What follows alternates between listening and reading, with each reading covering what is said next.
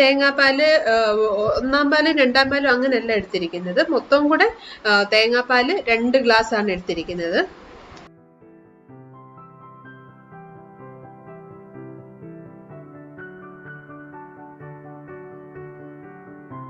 ഇനി നമുക്ക് ഇതിലേക്ക് ആവശ്യത്തിന് ഉപ്പ് ചേർക്കാം. 1/2 സ്പൂൺ ഉപ്പ് ചേർത്തിട്ട് നല്ലതുപോലെ ഒന്ന് മിക്സ് ആക്കാം.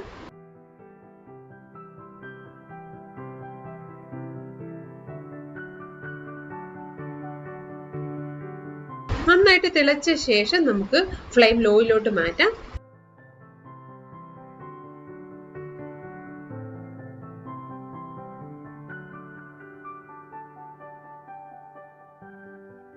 നന്നായിട്ടൊന്ന് തിളച്ച് വന്നിരിക്കുകയാണ്. ഇനി ഫ്ലെയിം ലോയിലോട്ട് മാറ്റിയിട്ട് നമുക്ക് കവർ വെക്കാം.